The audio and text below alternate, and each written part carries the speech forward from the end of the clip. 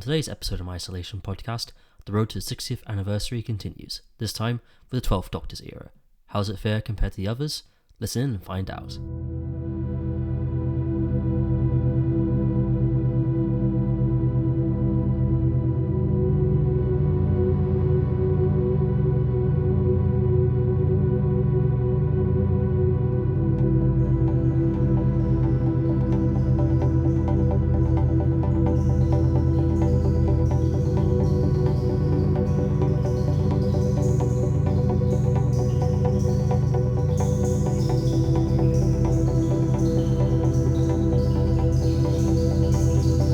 And hello again everybody and welcome back to another episode of my Isolation podcast. And today we're finally going to be talking about the 12th Doctor's era. Yeah, so this was supposed to come out last Saturday, but it didn't in the end. What happened there? I got sick. I literally caught a cold. My throat was really sore and I'm still a little bit under the weather. My voice is still a bit croaky, coughing here and there. But overall I should be okay to record now.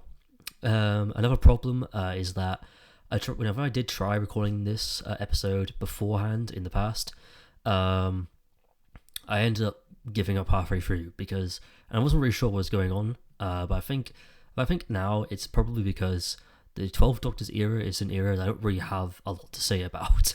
Not that I don't have fond memories of a few episodes here and there. Not that I don't like Peter Capaldi's Doctor, because I love Peter Capaldi as an actor and I think he's terrific as the character. But I think this era is just the era that I have the least to say about, talk about really. Even Jodie Whittaker's era, there's a lot there for me to talk about and go into. But this era, not really. There's not really. I'm not really sure what it is. It's just a bit. It's not. It's just a bit. And not even that. I mean, Series 9 is very but we'll get to Series 9 when we get to Series 9. I think it's just I don't have a lot to say on this era, so I'm just gonna blaze. Well, I'm not gonna blaze through. I'm just gonna talk about it. I'm probably not gonna go into too much. I don't know how much depth I'm gonna go into compared to the other eras on the other series, particularly Series 7, because I definitely went into a lot of depth into why Series 7 sucked. If you haven't watched that, go back and listen to the Matt Smith one, and you'll find out why Series 7 is the worst series of Doctor Who ever made. Yeah, so let's just get into it. So it's 2013. I think it was around July or June around 2013 when Matt Smith announced that he was leaving. It came out of nowhere. I remember reading about it on a Doctor Who fan page I was a part of on Facebook, and they was like, we've heard rumours that Matt Smith's going to announce tonight that he's leaving. And I was like, oh no, is this true? And then sure enough, it got reported that he is stepping down. And for a while, everyone was just wondering, who's going to be the next one in line. Is it going to be another, younger man? Is it going to be an older man? Is it going to be a woman for the first time? Is it going to be somebody? Is it going to be a person of color? Is it going to be somebody of another ethnicity? All of these conversations were being had around the time, because I think around after Matt Smith's casting, I think people were just wondering where do you take the role next after casting the youngest actor to play the part, particularly after the 50th anniversary as well. And yeah, that was a very big question. That was a very big question at the time. And then it was the last week of July, I think, they announced that they were going to do a live special called Doctor Who Live, The Next Doctor. Not to be confused with the 10th episode of The Next Doctor of the same name. Yeah, so that was going to be a thing. I was on holiday around that time, so originally I was going to try and avoid it no matter what, but then my sister ended up watching it. She told my mum, and then curiosity killed the cat, and I was like, okay, just tell me who it is. And she told me it was Peter Capaldi, and I was like, oh, okay, because that was rumored for a while, particularly just a few days before. It was very heavily rumored that it was going to be him, which was a bit odd for me at the time because he had already been in Doctor Who beforehand. He'd actually been in 2 Doctor Who projects beforehand. He was in The Fires from Pompeii, which coincidentally was also the first episode to have Karen Gillan in it. And then he was a year later. He was in the 3rd series of Torchwood Miracle Day. Not Miracle Day. No, that's a shit one. Torchwood Children of Earth, which is a fantastic series of Torchwood, and definitely be watched if you haven't seen it yet, because it's terrific television. Just terrific television. They really, really should have ended Torchwood after Children of Earth. I'm just saying. Miracle Day really, really sucked. I'm not going to delve into why, but Maybe if I do a Torchwood retrospective at some point, maybe. So yeah, he was announced. It was quite a shock, but at the same time, it was also quite exciting to see what he would bring, because he was the first, really old. He was the first oldest. He was the oldest actor. He's the oldest actor in the Arrival to play the part. I think Chris Eggleston, I think, was in his mid-30s maybe when he got cast. David Tennant was in his early 30s when he got cast. Matt Smith was in his early 20s when he got cast. They are having the idea of going back to an older incarnation was quite interesting. Particularly when you consider the fact it does make a lot of sense as well, considering this is technically the start of a brand new regeneration cycle. So it made sense to go back to an older actor. And yeah, so he got announced as Doctor. He made that small cameo in the 50th, which was really cool, with the eyebrows. Then he appeared in Time of the Doctor. And then we had to wait up until August 2014 before we got Peter Capaldi's first episode, Deep Breath. And that's when we had the start of Series 8. And which we'll get into now. Well, first let's talk about the 12th Doctor himself. First, I do love the 12th Doctor. I think Peter Capaldi is great in the role. I think Peter Capaldi is probably the best actor that's ever played the character, if I'm honest. He's very good at the role. You look at him instantly and just see Doctor Who, like right there. Like he's just instantly, he is the Doctor no matter what. It doesn't matter what role he's playing, whether it's from the past or the present. He just is Doctor Who. Like, with the other actors, you had to wait a little bit for them to get into the role and everything and settle into the role. With Peter Capaldi, it was like instantly you saw him and you just thought, no, this guy is a Doctor. And I loved his incarnation. I love the multiple different variants of his costume, apart from one piece of clothing that we'll go into when we get into Series 9. But I love I don't love all of his stories, which we'll get into in a little bit. But I love them. He has some good, solid crackers of stories that I think people are going to really enjoy as well. And and he had good relationships with his companions. With Clara as well. Like Clara became a character once Peter Capaldi came in. Yeah, she actually finally became a character. Finally got given a personality and was finally allowed to just be a character and be interesting. To watch, mainly because her and Capaldi actually had proper chemistry, unlike her and Matt Smith, where it was just very, it was two young people flirting, which isn't very interesting, at least not for me, anyways. I love the dynamic between them. I love how the dynamic kind of changes between, young people flirting to it basically kind of feels like a Doctor and Susan recreation almost. Where she's traveling with her really old granddad. They even make a joke about that in was it The Caretaker, when Danny Pink says he's your dad, he's a space dad. Which they make a little joke about that earlier on. And yeah, so him and Clara do really well, and his other companions as well, which we'll get into further on down the line. They do really well. But I think so like Peter Capaldi as a Doctor himself is really good in this era, as he probably would be, because he's a terrific actor and he's a very legendary actor.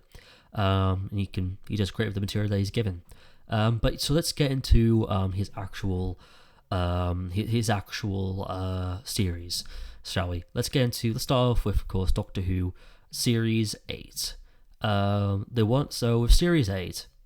Again, I'm probably not going to delve into too much detail with these series, because I don't really have a lot to say on the Peter Capaldi era, apart from Peter Capaldi himself, really. But let's get into Series 8.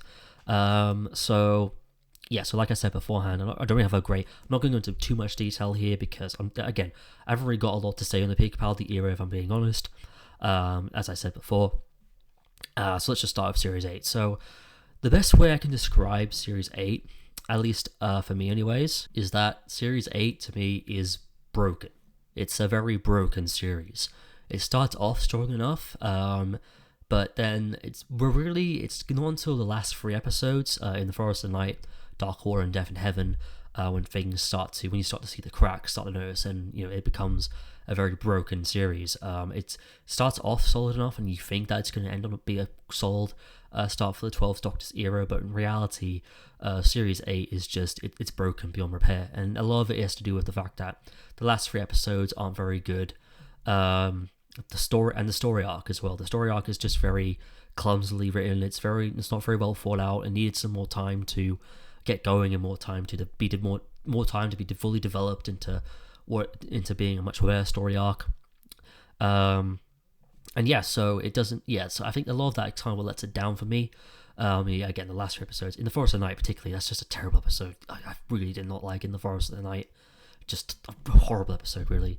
Um, yeah, and yeah, so it just feels like a very broken series. I felt like it started off good enough, but then something, I don't know, something snaps, something and then they try putting it back together with duct tape, and it just ended up not working very well. That's my best description of Series 8. It's just a very broken series. Yeah, and I think a lot of it as well does have to deal with time as well. I think Stephen Moffat was I think Stephen Moffat at this time was probably very tired at this point, because again the man had just finished this 50th anniversary, and he didn't even have like how much of a break did he really get between the 50th and Series 8? I don't think he had a lot of break time between those two, so he really had to knuckle down and work as hard as he could to get the series off the ground and get it into full swing, so it could come out in 2014, so if the fans didn't have to wait very long. But I think in doing that, it kind of I do think around this time Stephen Moffat was just very overworked and just very tired.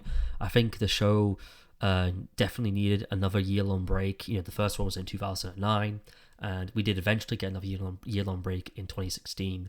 But I do think that that second year-long break should have happened in 2014 rather than 2016. I think 2014 actually would have worked better in retrospect, because because obviously we just had the 50th anniversary. Doctor Who was everywhere at that point, and I think having the show go on a bit of a break, not a long break, just a year-long break, it could help them get the scripts get the story arc into good shape, get the scripts into good shape for this series. They'll be able to film in the summer, and then they'll be able to stick to the traditional spring Easter release date, which has always been a good release date for Doctor Who, and has always worked for Doctor Who in the past, with the exception of Series 10, but we'll get to Series 10. So I think maybe a year-long break, and again, it would help again build up anticipation for Capaldi's era even more, because people are like, we've just seen this new Doctor, and it's like, oh wait, but we've got to wait a whole year to see him. Oh wow, that's gonna drive more in interest in the show. And I know people say like, oh, but the fans would get tired and not get interested. But again, with Ncuti Gatwa coming into the fall, we've had to wait. Well, when was Ncuti Gatwa announced? He was announced last year, wasn't he? And his first series isn't coming out until 2024. And he was announced at least a year ago, and it'll be almost maybe even 2 years after his announcement that his first series airs. They've already kicked his second series in production already. They've started filming today, at the time of recording this, which is 23rd of October. So yeah, they've already the go ahead as right now. So, and people seem to be really hyped for Ncuti Gatwa's era. Again, that could be because the 60th is helping boost that interest with David and Catherine coming back. But still, I think maybe a year-long break in 2014 would have been good for the show. I think would have again gained a bit of more interest and had people be even more interested in Capaldi and all that stuff. So I think a year-long break was kind of needed at that point, and I think 2014 should have been the year for it, not 2016. But we did eventually get another year-long break afterwards, and then we got a fuck ton more year-long break. So yeah, but yeah, so the actual series I do think is a little bit broken. Again, there's not like there's no good in here. There's tons of good in here. It's just, again, it's those last 3 episodes and the story arc that really just lets it down. We've got some cracker stories in here. Like, we've got Deep Breath, which is a great series opener in my opinion. Again, it's a good series opener, don't get me wrong, but I would say that if you're a casual viewer looking to jump into it, it's probably not the story for you because it's very heavy reliant on continuity. A little bit, it's kind of like a New Earth, I guess. But yeah, I wouldn't say it's great for casual viewers to jump on board. But again, it is a good series opener. Capaldi is very well done. It's very well. I love some of the moments in here with him that I just find them very funny. Like when the TARDIS crash lands in Victorian London, and then he just kind of goes out the door and goes shush. to Strax. Again, you get the Paranosta gang are also really good in this one, and then also we have Clara as well, who's fantastic in this episode. Again, she just improves massively just like that. Again, it doesn't really make a lot of sense though to have her kind of denounce the new Doctor because she, her whole story arc has been about jumping into his timeline and appearing in his timeline, helping him travel around the universe, and then so she met all the other Doctors, and she met the War Doctor and the 10th Doctor and the 50th anniversary. So having her kind of be like, oh no, how do we change him back? How do we change him back? It doesn't really make a lot of sense, and so it doesn't really make a lot of sense for Clara to be like that. But again, they do add a lot of good tension between them. You do see kind of this new dynamic between the two of them, how it's not always, he's a Doctor. If you think about the 12th Doctor, is not really a Doctor you're going to feel safe with. He's more like 100% rebel Time Lord kind of, and it's quite cool though. Yeah, so I do quite like that. Again, Deep Breath is a great series opener. Into the Daleks, not that bad. Again, it does repeat a lot of what Dalek already did in 2005. In fact, that's another thing actually I should probably get into with series 8 actually. There's a lot, and to be fair, when you pick apart these first two series, there's a lot of recycling. There's a lot of ideas that we've seen before, that we've already done before. Like again, like Into the Dalek, a good Dalek, we did that in Dalek, back in 2005. Listen, for example, is full to the brim of a great episode. Don't get me wrong, it is kind of full to the brim of Stephen Moffat's typical reoccurring tropes, reoccurring gimmicks that he uses for his writing. Those were really starting to get noticeable. By the time we got to series 8, really, it was starting to get noticeable. The patterns were starting to get a little bit repetitive. The whole don't look, don't think, don't like time heist, don't think, don't blink, don't breathe, don't do this, don't do that. It's again, that's kind of lame. It was not lame, but it was starting to get a bit old at that point. And the whole kind of timey-wimey stuff was, again, it was just Stephen Moffat's whole kind of reoccurring ideas were just starting to get a bit, well, they were starting to get noticeable. There's a lot, and again, there is a lot of recycling in this series. You've got the caretaker, for example. The Doctor goes undercover in a school. We did that in series 2. He's a caretaker. Wow, cool. That's funny, I guess. He's wearing a cool orange jacket. That's fine, I guess. Yeah, and so there is a lot of recycling here. That's not to say that there are bad episodes that maybe is necessary. Again, Into the Daleks not that bad. Robert's Sherwood's not that bad actually. It's quite it's a fun filler episode. It doesn't always work. It doesn't completely work, but it's fun. And I do like seeing the Doctor and Robin Hood kind of have a big, massive massive kind of show off kind of thing. Particularly when they're doing the archery contest. The 12th Doctor's pretty much just showing off for Clara at that point. Speaking of which, actually, I do like the Doctor and Clara's relationship in this series. I do think it's kind of gone back to a more kind of granddaughter traveling with her alien granddad kind of thing, kind of like the first Doctor and Susan. It's kind of like a recreation of that relationship. She's even teaching in Coal Hill School, which is where Susan went to school. So I think it's kind of on the nose a bit, but it does work. It does work a lot, and. But it doesn't. But again, it does work. Don't get me wrong. We do get to know Clara quite a bit. Some things about Clara still don't work, like her relationship with Danny Pink. That doesn't work. Danny Pink's not a very interesting character, if I'm being honest. I wasn't really that particularly upset with him when he died in Dark Order and Death to Heaven. I didn't really feel a great emotional connection between him and Clara. To be honest, I didn't really feel very attached to him. Kind of, which sucks, but there were like secondary characters, and like the secondary characters in Time Heist, for example. I felt more connection with them than I did in that one episode than I did Danny Pink the entirety of series 8. If I'm being honest, Time Heist is a really great episode, by the way. It's very fun. I do like the Teller as a design and as a villain, even though again they're doing the whole don't think, don't blink, don't do this, don't do that kind of stick that was starting to get really old by that point. And you have Mario Express and Flatline are probably the best episodes of the series by far. Jerry Manson was a great writer. It's a shame he's not come back since Oxygen in series 10. I hope Russell gets him back in for Studio's era, because I think he's not done yet for this show. He's definitely not done yet. I love Monument Express. I think I love the whole timer situation. The whole it's a very that's probably they're probably the only two episodes in here that actually feel new. That's the problem with this era as well. It doesn't really feel new.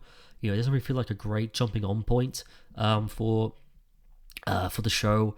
It doesn't feel new. That's a problem. And I've said this. I don't know if I've said this already in these podcasts episodes, but I'll say it again just in case. I always feel like Doctor Who is always at its best when it's trying something new. Even if it doesn't really work out, I always prefer when Doctor Who is at least trying something brand new.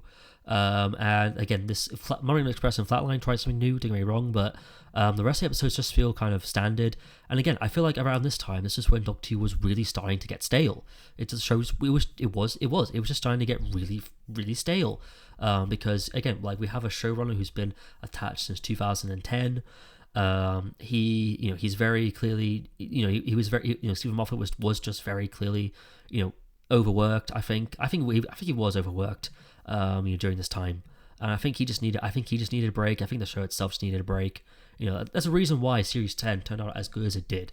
And it's because the show went on a year-long break, and Stephen Moffat was given time to relax and work on scripts and concentrate on his scripts and everything. And then Series 10 turned out to be the best in the Capaldi era. But we'll get to that. We'll get to how good Series 10 is when we actually get to Series 10. Let's not jump ahead. But yeah, this was when the show was just starting to get really, really stale. It was just starting to get really stale. Like it was starting to feel the same. And there's the viewing figures do kind of represent that. The viewing figures definitely dip between season to season. Another thing about the series doesn't work is the story arc, the whole Heaven thing with Missy, who's actually the Master. It just doesn't work for me, and I don't really like the whole "don't cremate me" thing. I think that for a show like Doctor Who, it is just way too, morbid. It's not very a family kind of show. Not super for a family kind of show. Great for Torchwood. I think Torchwood would have relished it with that kind of story arc. But for Doctor Who, the whole kind of the dead remain conscious until so they can feel the cremation and stuff like that. It's just a bit the whole the Free W Institute thing just doesn't work. For me, and then it just doesn't make any sense. And again, it doesn't make any sense either. Like, so Missy is trying to convert everyone to Cybermen, including people from the past and the present, or the future. Because again, it is established and into you see her pick up the half-faced man, and he shows up in Heaven, and he's from the past. Well, he's from the past, and then you have you have the soldier from Into the Dalek, where she shows up into Heaven and she's from the future, and then you have some few people from the present showing up, clearly showing that Missy is just grabbing anyone from the past, present, or future who's died. And then the whole thing of they come back as Cybermen is kind of really morbid, because it kind of gives that instinct that everyone in the Doctor's life who ever died is now a Cyberman. It's like, and it kind of confirms it too, because the whole Brigadier thing shows up. That's what's I'm just gonna say that right now. I don't like the whole Brigadier being a Cyberman thing that they have at the end, mainly because it just comes off as very disrespectful to the character. I know the idea was that it was supposed to be a nice loving tribute, but we had that already. We had that in Series 6. We had that in Series 6 with the whole Doctor throwing up the retirement home and being told that the Brigadier Brigadier Lethbridge Stewart is died, and that's kind of his decision to go ahead with his death in America. And then again in Series 7 with Kate Lethbridge Stewart, his daughter. Like, we've had two really great send-offs to his character. Like, we didn't need a third one, and if we did need a third one, it should not have been like this.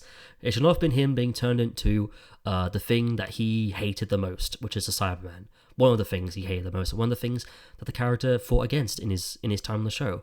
It's just a bit disrespectful to the character of the Brigadier, in my opinion. I don't think it should have been done. It's just very in bad taste, if anything. Again, I know it wasn't done on purpose or anything like that. The creators thought that they were doing a nice little tribute, but to me, it just leaves a bit of a dark kind of a bad taste in your mouth. Considering that if he's a Cyberman, that means everyone in the Doctor's life who has passed away at some point is also a Cyberman, and it's just a bit. I don't like that kind of feeling. I do like the kind of the fact that the reveal that the skeletons in the Dark Water are actually Cybermen. I thought that was a really great kind of reveal. Dr. Chang again just I got some very yikes kind of lines. Oh, I keep saying we should put stuff in swimming pools, and it's like, no, just no.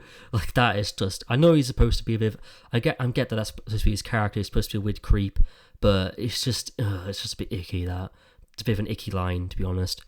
Rachel Talalay, though, does a great job directing it. I think Rachel Talalay has been one of the best directors Doctor Who's ever had in a very long time. I'm glad she's coming back for the 60th because, the episode she directed in this, even though some of them don't turn out too great, her direction, you can always count on being good, being amazing, actually. You can always count on her, the episodes she directs to be very slick and looking very cool.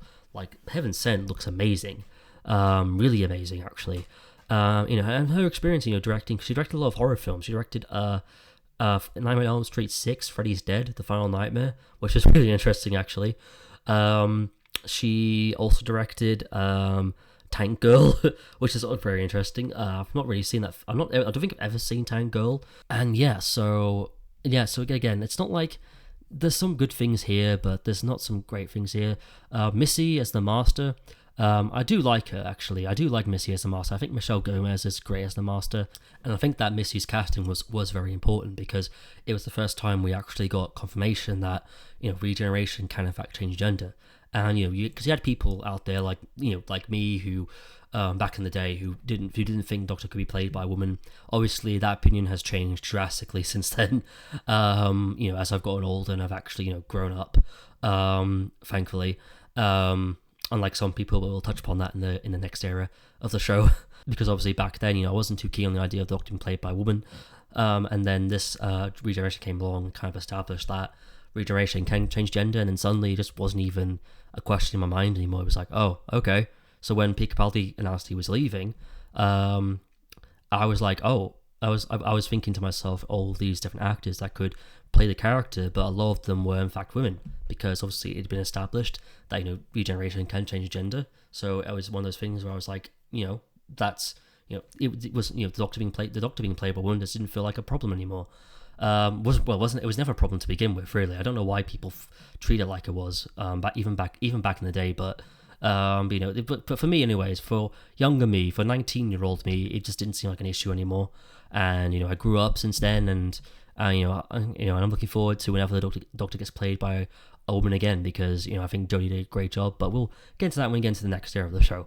So yes, that was really important. The only thing about Missy I'm not particularly a big fan of is the way she's written. In Series 8 and Series 9 anyway, I'm not particularly the biggest fan of, because it just feels like the typical kind of Stephen Moffat-esque female villain character that we've gotten before in the past. But they do improve that massively in Series 10 with the whole arc of her becoming good again. So that's the thing about Missy I'm not particularly a big fan of, but everything else about Missy I think is fine. I think Missy is a great character overall. I think Michelle Gomez is a great actress. Part of me does hope that if Russell does bring back the Masters at some point during his second era, I would love it. Maybe if maybe he did cast the Master as a woman again, I would love to see how that would turn out. I think Russell would do great with a female Master. Yeah, I think overall that's pretty much it for Series 8. Again, I don't really have a lot to say on the series. Again, it's just a very broken series. It's very broken, and it's very just a bit unfocused, with the whole story arc just being a bit of a mess, really. Oh, actually, there's one more thing I need to talk about, actually, because I did mention this in the last one. So the Cybermen come back, and again, we're using the Nightmare and Silver models, which I wasn't the biggest fan of to begin with, but now the Cybermen fucking fly, and I really do not like the fact that the Cybermen fly, because I know that's a bit of a nitpick, but I don't like the fact that Cybermen fly at all. It just looks really goofy and really silly. They don't look threatening at all, because again, like I said beforehand, these versions of Cybermen just look like really big, massive action figures. Look like big cuddly action figures. They don't look threatening in the least. They're not really treated as threatening in this either. There's like Clara's in a graveyard full of them just wandering around, and they're not really doing anything. They're not really there's no threat. Do you know what I mean? There's no stake. The stakes aren't really that high. It doesn't really feel. You don't fear for her safety in this, because they're just kind of wandering around, not really knowing where they are, and again, the fact that they fly is just really stupid and really goofy, and they look more like Iron Man than they do the Cybermen. Like the way, like they literally have like they even have the fucking arc reactor in the middle of their chest, and they just look like fucking Iron Man. And it's like you may as well just take the Iron Man song, the I am Iron Man. Yeah, just replace that with Cyberman. You may as well have done that and had that in the episode because it just looks so stupid. I do not like the fact that Cybermen fly. In this, I'm glad that they got rid of that. I believe they got rid of that in the Jay Whittaker era, and I'm glad they got rid of it in the end because, it just looked dumb. It just looked so dumb. But yeah, overall, again, like I said before, Series 8 was it's just a very broken series. It does feel like Doctor Who is starting to get a bit stale now. At this point in its life, it doesn't feel very new. It's not a very good jumping on point for new viewers either. I do think that if you're handling a new Doctor, you should make it a good time to jump on board, like a good jumping on point especially for the casual viewer. Because I do think around this time the casual viewers were definitely starting to feel kind of alienated. And you can see that in the viewing figures between season to season. I think the casual viewer were starting to feel alienated from the show around this time. Because it didn't really, there wasn't really a good jumping on point. There was so much fan service as well. Like the fan service in this era was just so much that it was getting to a point where like even diehard fans were getting sick and tired of it. It was cool in series 5 to 7. It was like, oh wow, we're getting more of Doctor Who's history. This is really cool because that was the build to the 50th anniversary. But then after this, it's like you have a reference to like Peter Capaldi mumbles a John Pertwee line. From a Sontaran episode, I think. Sontaran fleet threatening to destroy human history. I think that's the line that he says, and it's just like okay, cool. Like I don't really care. Like it doesn't feel special anymore. It doesn't feel good anymore. It doesn't feel like a treat anymore. It just feels like it's like I've said this before, Ryan, but it's like cake. Fan service is a lot like cake. I love cake, but if I have too much cake, I get sick of cake. And right now, I'm getting sick of the cake. I'm getting sick of the fan service. That really needs to just kind of really needs to be toned down. Because I think it's too much of a good thing. I think too much fan service as well. It's not like this, and again, it's not like there's bad episodes in Series 8. There's some. Most of the episodes in Series 8 are actually quite good. Except for Kill the Moon, actually. Kill the Moon's pretty bad. Except for the last 50 minutes with the Doctor and Clara in the TARDIS. That seems pretty effective, and I do like that little kind of arc they go on where she decides she's going to leave him, but it's a bit of an addiction. She's addicted to travelling with him in the TARDIS. And I do like the ending as well, actually, to Death in Heaven. While I didn't like the episode itself, I did like the ending where Clara and the Doctor say goodbye to one another because they lie to one another. There's that really good scene actually with Peter Capaldi's Doctor. He gets told by Missy where Gallifrey is, so he punches in the codes, and it turns out she was lying to him the entire time. He just starts hitting the TARDIS repeatedly over and over again in frustration, which is a little bit weird because obviously we learned from the Doctor's wife that the TARDIS is actually a living being, like it's alive.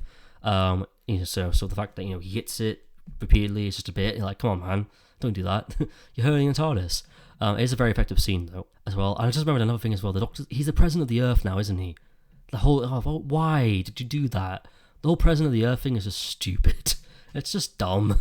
I don't like the fact Doctor's the president of the Earth. Actually, that's just dumb. It's just dumb. It doesn't really do much. They don't really do much with it. It's like they handle it in this episode in Death for Heaven, and then they handle it again briefly in the Zygon 2-parter, and apart from that, it never gets touched upon again. Like he's on Earth, for years. He's on Earth for a long time in Series 10. Like he's not grounded, but at the university because he can't get involved because of what's inside the vault. The whole thing, him being president of the Earth is kind of stupid. But overall, Series 8, because I'm mumbling now. Because this is the problem with the series. Like I'm remembering things as I'm talking about it. Overall, Series 8 is just bad. It's not bad. It's just broken. It's broken. Series 8 is just broken. It's broken beyond repair. It feels stale and old in parts. It feels like, Doctor Who is starting to get stale now, and it's starting to feel like that. It feels a bit broken. I feel like a year-long break should have been needed so they can, if the last 3 episodes and the actual overall story arc was more developed and more tighter, it actually would have been a really solid series to start Peter Capaldi's era. But it's not, unfortunately. It's very broken. And yeah, it's just broken. It's just broken. It's a broken series. It's a broken series. They broke it. They broke Series 8 somehow. I don't know how they did it, but they broke it. And yeah, so that was the thing. So it's overall, Series 8. It's a very broken series, but there's a lot of good in it, though. I wouldn't say skip out on it, because there's a lot of good episodes and a lot of good stories. Then let's get on to the Christmas special. Last Christmas, I Gave You My Heart. I'm joking. I'm not going to start singing that just yet. It ain't December yet. Honestly, just another boring Christmas special. It's not very interesting. It's not very memorable either. If I had to rank the Christmas specials, this would be the second worst, I think. It's just very. I remember watching Christmas Day and just being so bored by it. I don't find it interesting. I don't think the dream crabs are very interesting. I get and again, I know they make a reference to them being similar to face huggers from Alien. But again, just because you acknowledge it, that's similar, doesn't still mean the fact that it's still similar. The whole Santa Claus thing is just dumb. Don't get me wrong, Nick Frost plays a really good Santa Claus in this episode, but again, it's just dumb. I know the whole thing with Clara was that Jenna Coleman was going to leave in Series 8, then she changed her mind, and then she was going to leave in this episode, and she changed her mind again. But we're starting to make Clara feel a bit like a yo-yo companion, where she was just constantly coming and going. She was given all these really good endings, though, like the ending in this episode where she wakes up and it turns out that she's actually an old lady, and the doctor came back for her too late. It was really sweet. I do love that little scene where he helps her open up the Christmas cracker, similar to how she helped him in Time of the Doctor. That was a nice little sweet little mirror. I think that would have been a really cool ending, but again, they decided not to do that. And because Jenna Coleman decided to stay on, so they decided to quickly retcon that with saying, "Oh no, you didn't wake up in time, Doctor." And it's like, oh god, the whole dream sequence is just bad, man. It's just bad. It's just, and I don't like I just don't like this episode really. Last Christmas, I just don't have much to say on it. To be honest with you, it's just shit. It's just a boring episode, really. And then we got to speak about his second series, Series 9. Just a great big pile of meh. It's not bad. It's not great. It's just meh. It's not. I mean, there's one particular episode that's shit, but we'll save that for later. Oh, we'll save that definitely for later. Don't worry about that. I'm going to guess that you know exactly what episode I'm referring to, though. It's Series 9 is just a big. Again, I don't have much to say on this one. Much like Series 8, really. Like Series 9 is just a great big pile of meh. It's just a very meh series. It's just, there's some good stories in here, like Under the Lake and Before the Flood is a very good story. Toby Whithouse definitely came to play with this. I love how he plays with the two-parter format, having the first episode set in the future, then the second episode being set in the past, and seeing what happened to the flood. I'm quite like that. The Girl Who Died and Woman Who Lived is alright. Actually, I like its concept of being immortal, immortality. Catherine Tregener, she actually has a good history of writing stuff like that. She wrote a lot of Torchwood, so she has a good a good stance on immortality and stuff like that, and death and everything. Maisie Williams is good as Ashilda, and yeah, so that's a decent enough episode. I love the Zygon 2-part actually. It's the Zygon invasion, the Zygon inversion. I do love that. I love how there's great stakes involved. The tension's really high. I love how it harkens back to this 50th anniversary. I love the concept of the Osgoods, how one Osgood died in last season, so we're pulling up another one with this season. You don't know which one's the human, which one's the Zygon. I think that'd be a good idea for a spin-off. I think if you did do a unit spin-off, I actually would love to see Osgood be the main character and not Kate. I think Osgood actually has potential to be an interesting character, more interesting than how she's been done in the show proper. I think that, because obviously in the show probably she's just kind of a stereotype of a typical Doctor Who fangirl. And I think maybe you could definitely delve into like the human Zygon thing, how does that affect her? How does it affect her home life? Because in the 50th it was established that she actually has a human sister, because the Zygon says, "Oh, I wish I'd copied her," stuff like that. Does the human sister know about the twin? Does that affect their relationship somehow? It's a very interesting dynamic that I do think maybe the Osgoods should be the main characters of a unit spin-off, if there is one in development. I know there was rumors of one for a while, at least earlier this year, but we'll see. But yeah, you have some good stories in here, and obviously you have the amazing, the fantastic, another thing about the Zygon two-parter actually. Before I jump ship, is that the speech Capaldi gives at the end is really lovely and really nice, and definitely one of the best speeches that the Doctor's ever had. I mean, Stephen Moffat and Peter Hart, Stephen Moffat's always been good at that speeches thing. I don't particularly like the joke though, the one where he's like, "Don't worry, Kate, you said that the last 15 times." I think that kind of undermines the whole point and the whole message behind the speech. But the speech is still great no matter what. I do rewatch it occasionally. I do love the idea that the first half of the speech is no music whatsoever. It's all silent, and they're just relying so much on Peter Capaldi and his essence and his charisma and his acting to carry it. And then as soon as he says, this is not a war, I fought in a war, a bigger war than you would ever know and stuff. And then when the Doctor starts to get really emotional, Murray Gold's music starts to kick in, and and he really starts to feel like even though he saved Gallifrey, even though he stopped the Time War from happening, he changed those events, those memories of the Time War still haunt him to this very day. And it kind of shows that maybe even though he changed the outcome, that maybe him destroying Gallifrey also haunts him still to this very day. Like the fact that there was a timeline where the Doctor did destroy Gallifrey, that still kind of haunts him to this very day. I do like that he's still having this PTSD from the Time War, which I do quite enjoy. I also like the fact that when what's her name? Let me just quickly. When Jack, the character of Jack, the unit soldier, when her and the unit soldiers all die in the Zygon invasion, when the Zygons all like ambush them and attack them, they actually stay dead because. And the reason why I say that is just because at this point, death became kind of a bit of a revolving door. In the Stephen Moffat era, like death wasn't really it wasn't like in the Rossi Davis era where death was was a very permanent kind of thing. Like once you're dead, that's it. There's no coming back. The Stephen Moffat era that was kind of not the case, where he was it was pretty much like a revolving door. Really, it was like when it was just one character dies and then a few episodes later they end up coming back. And yeah, and I mean that was cool, I guess, with Rory and maybe for a little bit of series 5 and 6, but after a while I kind of miss people dying and staying dead in Doctor Who.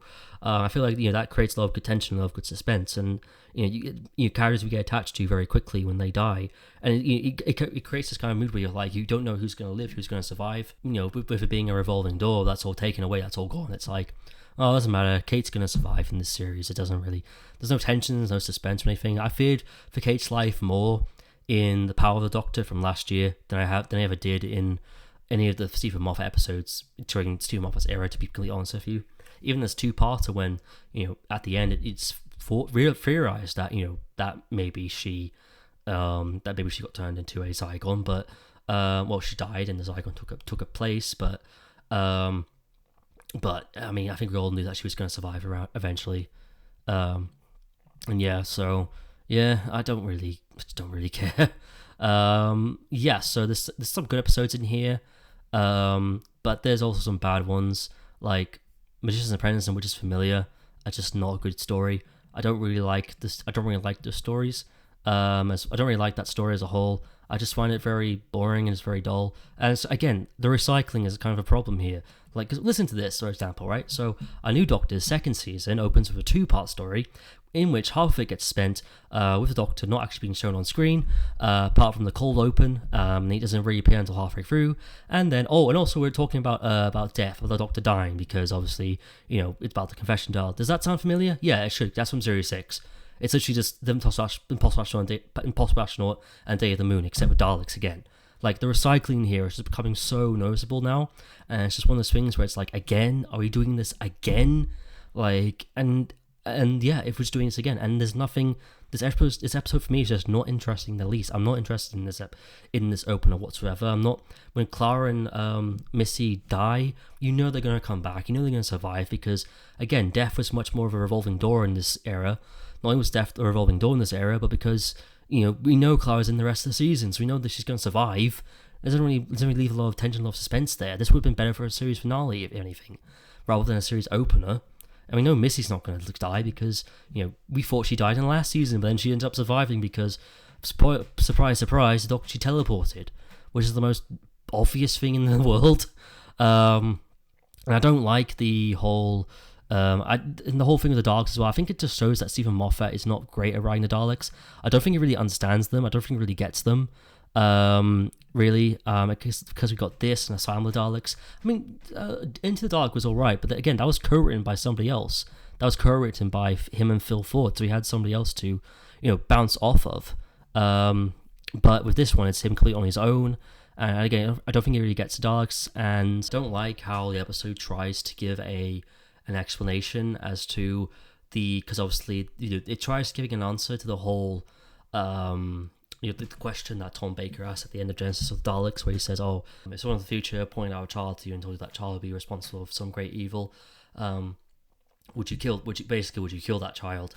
That was the question that Tom Baker. That's a very rough quote, but you know what I mean. The quote they get at the end, they try finding an answer to that, and it's just the whole point of that quote, of that question, is that there is no answer. It differs from person to person. Like, like this, and trying to find an answer where it's like, oh no, you save the Bobby Davros, you allow him to put in a little bit of mercy in the Dalek, and it's just a bit like, that's just, again, like trying to answer a question that's not supposed to have an answer just doesn't work, and it's just really boring. It's just a boring episode, really. I don't care if we've got classic Daleks, because at this point, honestly, the fan service has gone so out of control that it doesn't feel special anymore. And it's like, why didn't we? Cool, they're there, but we saw them briefly in the Asylum of the Daleks, and even that episode utilized them terribly. And yeah, it's just a bad series opener, really. It's a terrible series opener, really. Unfortunately, again, the whole bit of Clara being in the casing, like she was in Asylum of the Daleks. Oh wow, we've not seen that before. Recycling, more recycling going on here. Missy's good, as usual. Again, I'm not big fan of how she's written this episode, but she gets better with Series 10, so I can put up with it. And yeah, so again, it's Mitchell and Friends, which familiar is not the best. Sleep No More is fucking terrible, just really bad. Again, Doctor Who's at his best when it's trying something new, even if the new thing doesn't always work, and Sleep No More doesn't really work. The whole fan footage thing, it feels just a bit out of date, really, because at this point, fan footage films weren't really a big thing anymore. Like, people just didn't care about them anymore. So like that doesn't work. Face the Ravens, okay. Yeah, the concept of a trap street is quite cool. And you're seeing all different villains on the trap street is quite good. And the final, again, 50 minutes of Clara dying is quite good. Again, it gets retconned in another episode, but we won't talk about that for now. We'll leave it. We'll put a pin in it, and then we'll talk about that later. And yeah, Space Raven's okay, I guess. I mean, yeah. So Series 9 is just a great big pile of meh. Again, it's not bad by any means necessary. It's not good though. Although that being said, though, it does contain probably the worst story arc in the entirety of New Who. But we'll get to that when we get to Hellbent. That can wait though. That can wait. Doctor and Clara are really good still. Peter and Jen have still great chemistry. I think out of all performances though, this is probably the 12th Doctor's least best series, I think. And even in terms of performances as well, I think that. Because even though I love Peter Capaldi as the Doctor, I do love his performances in here. It's kind of, he's not really playing the same character that he was in Series 8. He's completely different now. He's very, in Series 8, he was very cool. He was very cool and very dark and very mysterious and very kind of, unpredictable. You didn't know what he was going to do next. And then in this series, they've kind of gone back to him being, goofy and lighthearted and more warmer and more softer, which is fine. And I do like, if they were planning that to be, because apparently I've had people claim that was the whole reason for his arc. His whole arc is about him getting softer, like the first Doctor's arc, and I understand that, because that worked for the first Doctor, and obviously that's proven to work. That did work also. That worked as well with the Ninth Doctor in Series 1. But with this Doctor, the only reason why it doesn't work is there's not a very gradual progression with it though. Like, because if you think about it, we leave off last Christmas, and he's pretty much how he was in Series 8. You know, he's acting the same how he was in Series 8. Even by the end of the episode, he was pretty much acting how he was in Series 8. You know, the 100% rebel Time Lord, as he said. And then we get to the Magician's Apprentice, and which is familiar. And then suddenly he's wearing sunglasses, and he's playing guitars on a fucking tank. And it's just a bit like, just comes out of nowhere. It's just a bit jarring. It's like, oh, okay. It doesn't feel like character development. It just feels like the 12th Doctor just changes on a whim. Like, it just changes like that between episode to episode. And just, it does make the 12th Doctor feel a little bit inconsistent, at least in this second season anyways. In Series 8 and Series 10, you get a firm grip on who he is. But in this season, you just don't. Like, he's constantly swapping between personalities and character differences that it's just a bit jarring. This season also contains probably the worst wardrobe decision ever made in Doctor Who's entire history. Really, I think we all know what I'm talking about. You all know what I'm talking about right now. Of course, I'm referring to the hoodies. Like, why is he wearing hoodies? They're terrible. Like, the Doctor should never wear hoodies. It doesn't work for this Doctor. It doesn't work for any of the Doctors, really. Like, the hoodies are they just look off with this version. They just look really out of place. I just don't like the fact the Doctor wears hoodies. Like, that's literally it. That's literally just it. But in all seriousness, no, like, let's get to the Sonic sunglasses as well. Are just stupid. They're just a dumb this decision, really, and they're just pointless. Again, I do like the idea of the Doctor not having a sonic screwdriver for a season. I actually would love it if they did a where when a new Doctor comes in, they don't give him or her or them a new sonic screwdriver for the first season. They kind of leave them without one for a little while, because I do think around this point, particularly with Matt Smith's era, and particularly with Jodie's era as well, the sonic screwdriver just being kind of too over-reliant. You know, went from being a screw that could unlock doors to being basically just this MacGuffin that just gets you out of jail, get out of jail free card. And I think having a season without one is actually a really cool idea, because it will allow the Doctor to rely more on their intelligence and their intellect to get them out of sticky situations. But unfortunately, they don't even commit to that. They're like, oh no, this year we're having sonic sunglasses, wearable technology, and they just look stupid. They look dumb. I'm not a big fan of them. I know a lot of people are not big fans of them, really. And yeah, so the sonic sunglasses are just lame. Now let's get on to the last episodes. Let's get on to Seven Cent and Hellbent. One of these episodes is a masterpiece, massive, huge masterpiece, a great staple in Doctor history. And the other is Hellbent. But let's start with Heaven Sent though. So Heaven Sent is it's a really great episode. It's a masterpiece. It's one of Stephen's best episodes, bar none. It's easily his best episode this entire series, Series 9. And it's such a great premise. The idea that the Doctor is just on his own in this castle by himself. He's just talking to himself. It's just Peter Capaldi doing one big, huge monologue for an hour, and it's terrific. It's great tension, great suspense. I love the direction Rachel Lally gives. Looks great. Like that scene where he finally goes through the final door of the 12th door, and then opens up this corridor that leads him to the wall made of I can't speak the word. Adamantium, material harder than diamond. That shot where he's just walking down while he's clapping his one hand. Looks really cool, just really slick and really cool. Just a really cool shot.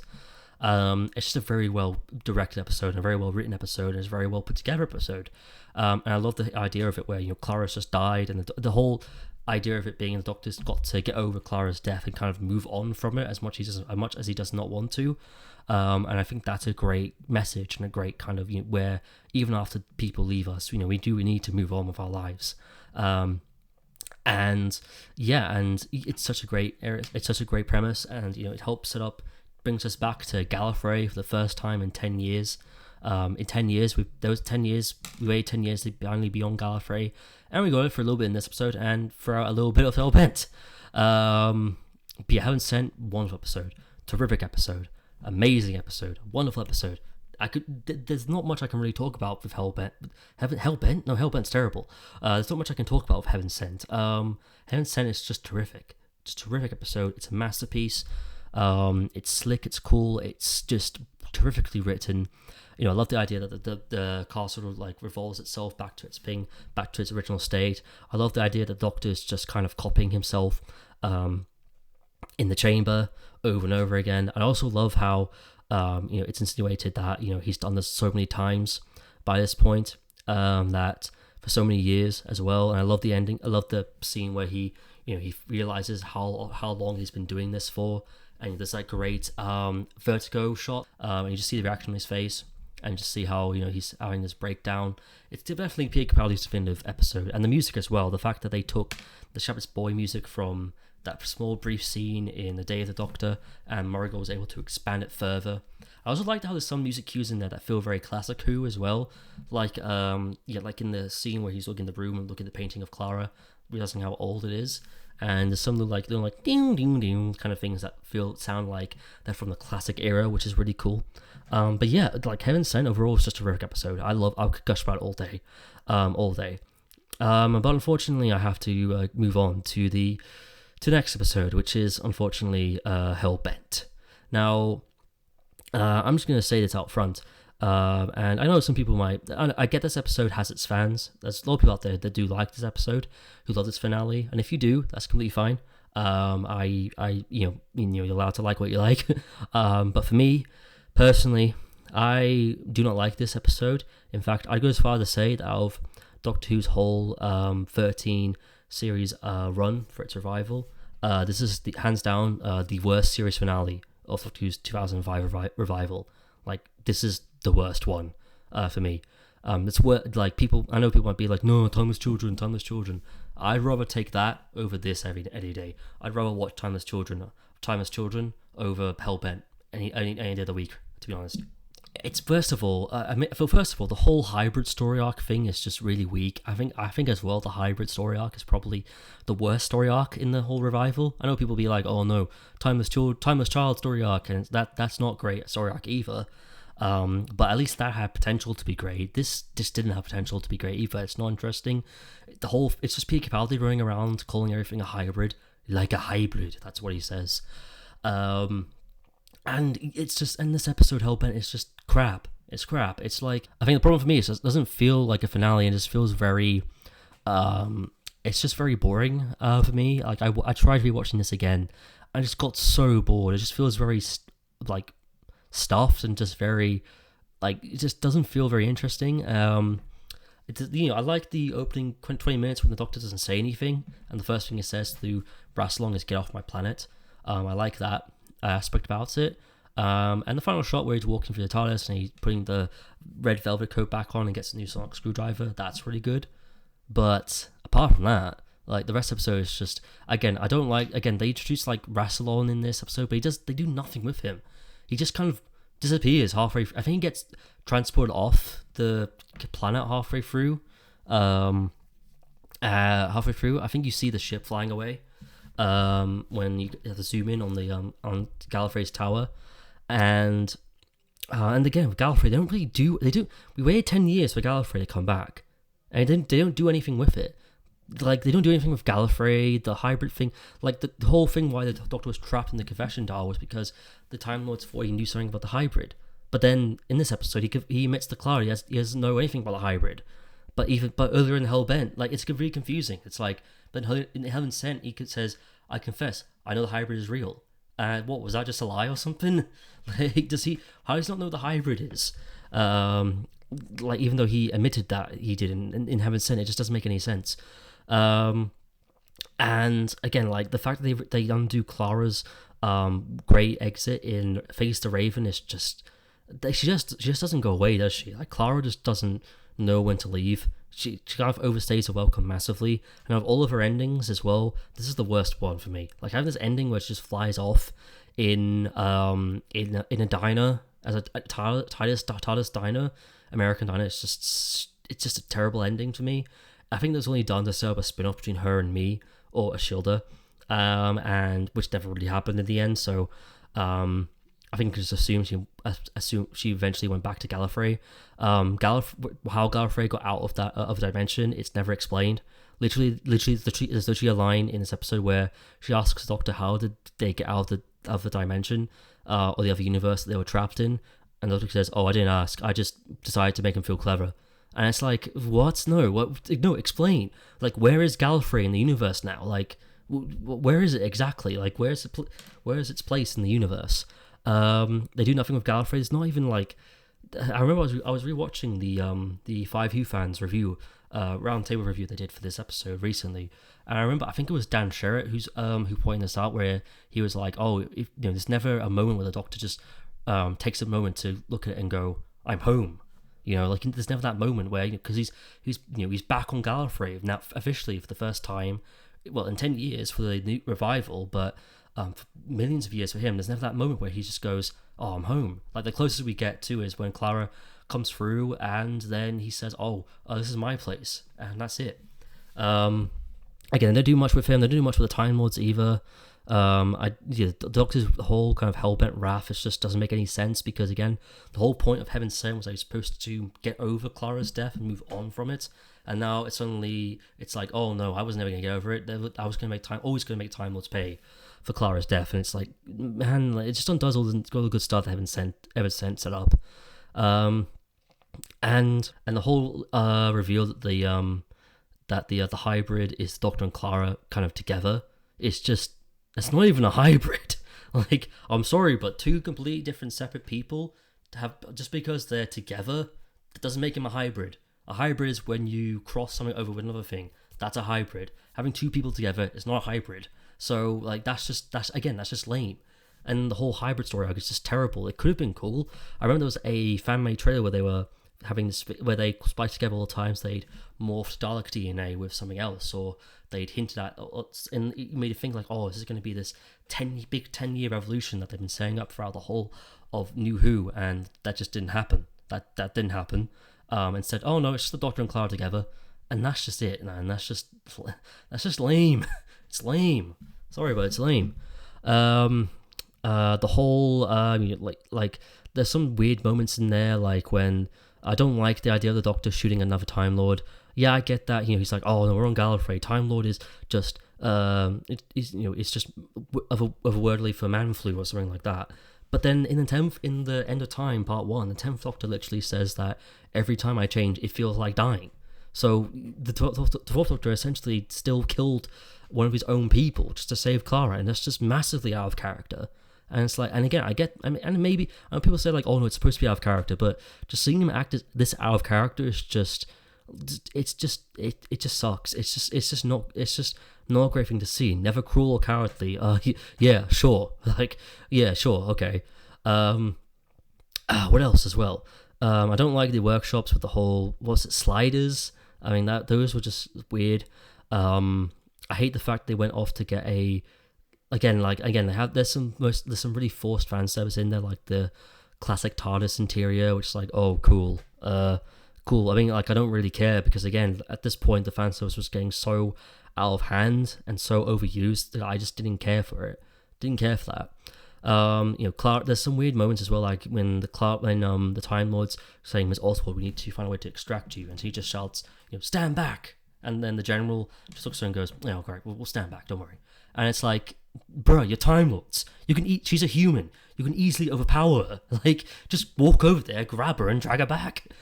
And I don't like the machine as well that the Doctor uses to bring Clara back, because it essentially, he grabs her back from the instant of her death from her timeline, because it essentially shows that, like in Series 1, it was established that, you can't control death. I think the Ninth Doctor even says, you can't control death. But with this, with the machine that the Doctor uses, I can't find what the thing is called, what the machine is called that he uses.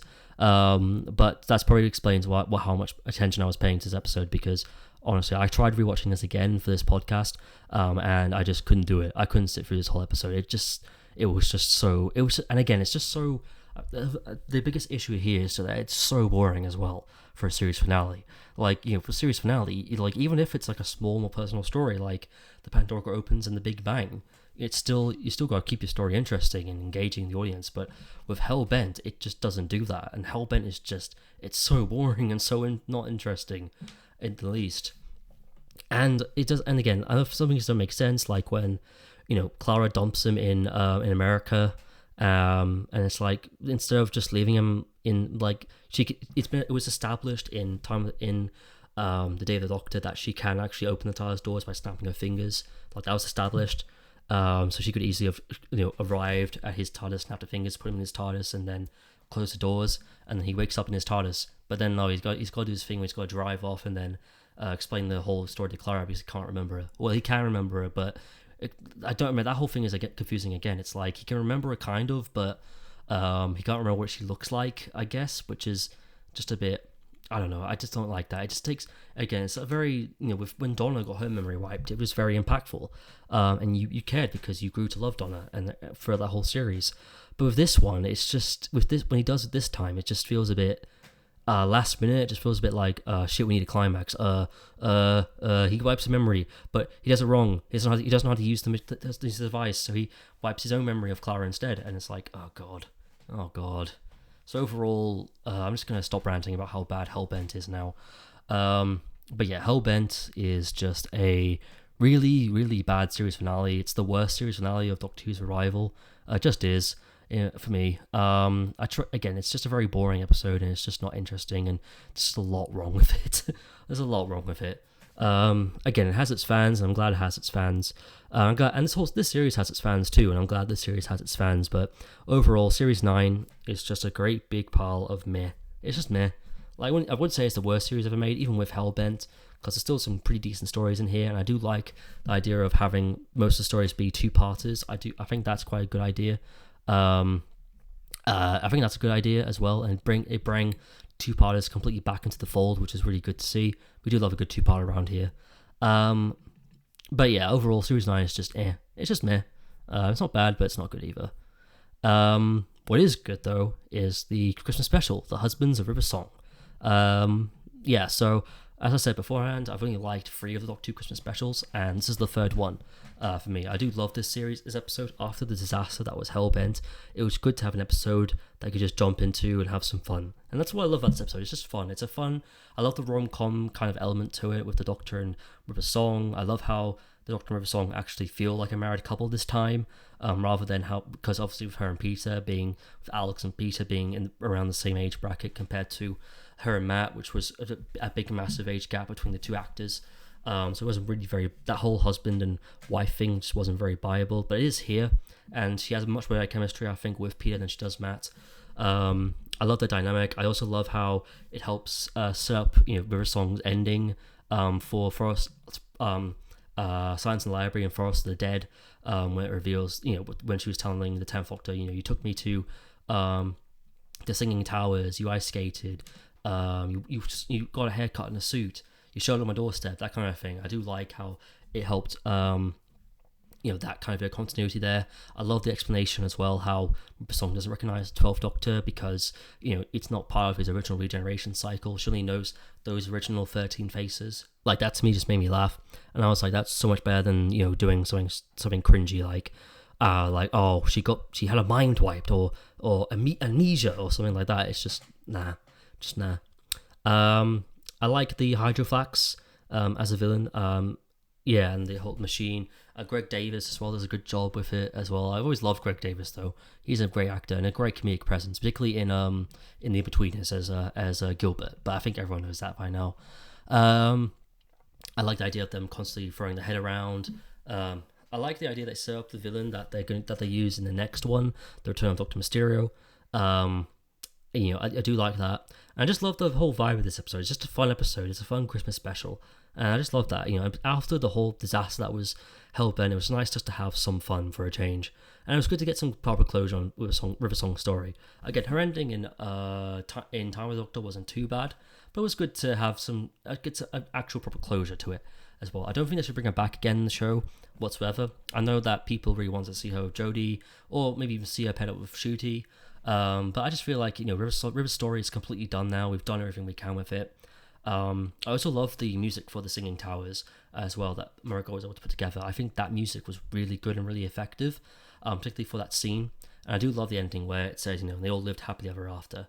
And yeah, there's not really much bad about this Christmas special I can really think of. Some of it is Moffat-isms here and there. Some jokes are a bit they don't always land. But that's to be expected with romantic comedy elements in there. Matt Lucas as Nardole. I do like Nardole when we get into Series 10 era. But in this episode, he's not bad by any means necessary, but doesn't make a great impact. He's just kind of the typical Matt Lucas character that Matt Lucas usually plays. Again, they do do more of him in the future, and he actually becomes a really great character in the future. But in this, it's kind of like Don in a way, where his first appearance didn't make a great impression, but as the series went on, he developed. He actually became a really good character in his own right, and you really grew to like him as a character. Then yeah, overall, yeah, very quickly though, I haven't got a lot to say, but honestly, I do love this Christmas special. It's my third favorite out of all the Christmas specials. And yeah, so if you haven't watched this one in a while, give it a watch. Maybe this Christmas actually, because it's really good, really fun. Alex and Peter work well with each other. It's good to see the new Sonic Screwdriver in action a little bit more, which is nice. Which is always nice to see.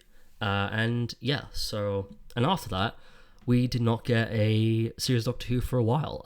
The show went on a break in 2016. As I said beforehand, I think that should have happened in 2014. I think 2016 was kind of a big mistake for that, to be honest. But I get why they wanted to do that. It was Stephen's last episode, and I think at this point, Stephen Moffat was just becoming very exhausted and just very massively overworked. I do think that having that year-long break to help him get the scripts for his final season into good shape was massively important, and I do think that in the end it did pay off. And yeah, and again, I think it should have happened in 2014 or 2016, but I'm glad it happened eventually. I'm glad Doctor Who went on a second year-long break, because I think the show was in need of it. I think the show needed a break to retool, rethink, and get itself into good gear, particularly considering that Series 10 is Peter's last and Stephen's last. Before that, though, we had a new spin-off for the first time in years, because Torchwood kind of just abruptly ended with Miracle Day. It never came back after Miracle Day, and to be honest, I'm not very surprised, because Miracle Day was not very good. And obviously the Sarah Jane Adventures, that ended in 2012, I want to say. Yeah, 2012. It was either 2012 or 2011. No, it was 2011. Yeah, it was 2011. Yeah, it ended in 2011 because obviously Elizabeth Sladen passed away just before they could finish filming Series 5 of that show, which was a really sad time. So we didn't get a new spin-off in ages until Class, and it was ass. Then we got the return of Dr. Mysterio, the Christmas special of 2016. It's alright. It's a nice kind of warm superhero Christmas special. Again, much like the found footage thing, though, I feel like this kind of feels like an episode from like 2011 or 2012 or even 2013 that they're only just getting to now, really, which is a bit odd. I was shocked that they got Justin Chatwin, the actor that played Goku in Dragon Ball Evolution in this episode. That shocked me actually. But this episode's alright. It's just alright. It's not bad by any means necessary, but it's not great. It's just okay. I think you'll probably enjoy it enough. Just switch your brain off and you'll be alright, I think. It does a good job recapturing that kind of early superhero movie vibe that you got with the Richard Donner Superman films with Christopher Reeve. And yeah, so overall, it's alright. It's okay. It could have been better. Could have been worse. It's not a lot to say really. Nardole, though, I will say this though, Nardole did start to get very much better as a companion, and as a character as well. He was very much like with Catherine Tate's Donald Noble. They kind of toned him down from the silly, over-exaggeratedness they had in Husbands for a Song. They kind of toned him down a lot, and it was actually quite a cool character. Him and Peter Capaldi actually worked well with each other, and they continued to in Series 10. Which was really good. I remember when Nardole was confirmed coming back, and a lot of fans, myself included, were very kind of like, oh no, not Nardole. But after seeing him in this episode, I was like, oh, they've toned him down a lot. Oh, that's quite cool actually. And some elements of silliness here and there, but it's not too much. And he becomes a good character in his own right in the next series, Series 10, which we're going to get into right now.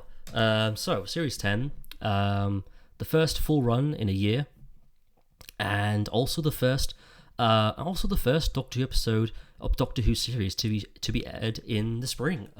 We went back to the spring release date.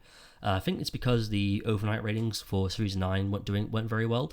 Series 8 was pretty good. Series 8 actually saw a ratings increase, which was really good. But unfortunately, Series 9 couldn't recapture that. And I think that's the reason why they wanted to go back to the spring release date. And then obviously we had Pearl Mackie coming in the series as Bill Potts. And it was quite funny actually, because when she was announced, they had the words, introducing Pearl Mackie as Bill at the bottom. But what happened was they forgot to put a space between the words as and Bill, so it looked like the character's name was as Bill. Even the Doctor Who fan show kind of poked fun at that, because obviously there's that scene with Crystal D kind of slots her hands between the words as and Bill and kind of separates them. But yeah, so that was a thing in 2016, which was really cool. And it was looking like she could be an interesting character. But we weren't really too sure yet, because obviously Stephen Moffat, his companions were all kind of starting to feel like his female characters were starting to feel pretty much the same in every episode, really. But luckily, though, overall, Series 10 is terrific. It is terrific. It is the it was great to have Stephen Moffat's era and Peter Capaldi's era end on a nice, great full run of Doctor Who. Series 10 is great. I love Series 10. I think Series 10 is perfect. It's not perfect necessarily, but it's definitely it's just better. It's just way better than Series 8 and Series 9. We had the fact that the writers and Stephen Moffat himself had time to properly we're actually given time to properly prep the series, to get the series together, get the series in good form, and and the fact that we went back to the Easter spring release day was really cool, because I was starting to miss that a little bit. And the stories as well were really great in there. Like the pilot is really good. Smiles also really good actually. Thin Ice is really good. Particularly the scene where the 12th Doctor punches a racist, which we could use more of. To be fair, I think we need a Doctor punching racist people a lot more. I think that needs to be done at some point. Knock Knock is really good actually. Oxygen's terrific. The Monk trilogy is okay. I like Pyramid at the End of the World. Light of the Land's alright. Extremis I find a bit confusing at points. Empress of Mars is alright. It was cool seeing the Ice Warriors again. The finale is terrific. We'll get into that a bit more later on. Is Elias the worst episode of the season by far? It was the lowest viewed episode apparently in terms of viewing figures, overnight viewing figures, I should say. It's cool to see what happens to the Fate of the Ninth Legion. But it's just a boring episode, really. Unfortunately, it's just a very boring episode. Not very interesting. It's the one I skip from Series 10 whenever I'm doing a rewatch of it. But even so, most episodes here are really good. And I think the thing that holds this series together really well is the casting of Pearl Mackie as Bill. Bill was just a breath of fresh air as a character. She was a character that felt new and felt different. And that's, you told that how I'm saying that how a female character feels new and different, but that's kind of how Bill felt, because again, Stephen Moffat's writing for his women, he kind of writes them all the same. And it was starting to get like that a little bit. So the fact that we had this character that didn't feel the same, she felt new, she felt different, she felt like completely brand new, and that was really great. I think the fact that she was this queer character as well also added a new perspective to the TARDIS team. I felt that was really cool, and it delved into a lot of cool kind of issues as well, like how Bill has to constantly come out to people. Her kind of love story with Heather was also really lovely and really cool to see, particularly in the first episode. I do love how it's introduced in the first episode as well, how kind of similar it is to Susan in The Unearthly Child. How Ian and Barbara kind of noticed Susan, how intelligent she was, how smart she was, and the Doctor kind of does the same with Bill. He notices her sneaking into his lectures, and he knows how she smiles when she doesn't understand something, and he takes an interest in her. And there's that very cool scene, really cool little nod to Susan actually, where Bill says to him, people are sneaking to your lectures who aren't supposed to all the time. Why pick on me? Why single me out? And he very quickly kind of looks at the picture of Susan because it's a similar situation to that. I love the university backdrop. I think it's really cool having the Doctor be a university lecturer. Being kind of a teacher and a professor, that's always kind of a cool kind of relationship. It makes a very, very interesting Doctor companion relationship, him and Bill. Nardole is also really good as well. I really love Nardole in this. I think he starts to come really into his own here, and they've toned him down a lot since Husband's River Song, but it's all for the better. Really, it makes him really a much better character. And again, Matt Lucas gets a really great moment as well. Like, I love that moment at the end of Oxygen when he's shouting at the Doctor and he's like, "Look at me," and the Doctor's like, "No, I'm still blind." And it's like, oh god, I love that as well. The fact that the Doctor was blind for 3 episodes was terrific. I mean, that's such balls as well. In Peter Capaldi's last season, he spends 3 of them, like 3 full episodes completely like without sight and just completely blinded. I thought that was quite cool. But the standout here for me is Michelle Gomez as Missy, or the Master, however you want to say it. I love her arc in this. I think that they finally got around to doing Missy justice. She's written really well in this series. I love her arc where she has to learn to be good. The Doctor's teaching her to be good, and there's some really great, powerful moments, like when in the end of, I think it's Lie of the Land. I want to say, yeah, Lie of the Land, where she's in the vault, and her and the Doctor she's in the vault, and the Doctor is just chilling with her while she's in the vault, and she starts crying over because she starts remembering all the people she's killed in the past, and she starts crying over it, and then slowly but surely the Doctor feels like he can gain her trust again, that they can be friends again, and then the John Sim Master pops up, and he's kind of like her, relapse in a way. It's kind of like I love the kind of like metaphor they use, how it's kind of like somebody like an addict, like a drug addict, kind of in recovery in that sense. They even make reference to that in Lie of the Land when Doctor introduces her to Bill, and he says she's going cold turkey from being bad. I do like kind of how that's kind of a metaphor for people with addiction, and how she's addicted to being evil. She's addicted to her villainy, and she's trying to go cold turkey. And by doing that, she's starting to remember like how she used to be before she became this crazy kind of, before she looked into the time vortex and went mad as a child. And she starts to realize that, and then it's when the Master shows up, she sees this version of herself that where she used to be evil, and she sees how she used to behave and she used to act, and she doesn't see herself as that anymore. She has the support system around her, being the Doctor, or being even Bill or Nardole, and the support system has like helped her kind of recover. And she's constantly back and forth, thinking to herself, do I be evil, do I be good? And then she finally decides to be good, and it's just and then the John Sim Master just straight up kills her with the laser screwdriver, so she can't regenerate, which kind of explains where the Shasta Wands Master comes in, but we'll talk about that a bit later on when we talk about Jodie Whittaker's era. So I do love Missy's arc in this. Don Sim's great. I'm glad he came back. I'm really disappointed that they had to leak it. Well, they didn't leak it, they revealed it. They could have easily, I think when they showed it to critics, they obviously kept him in the coming up part of the trailer. But it just felt like you could easily edit that out for a surprise.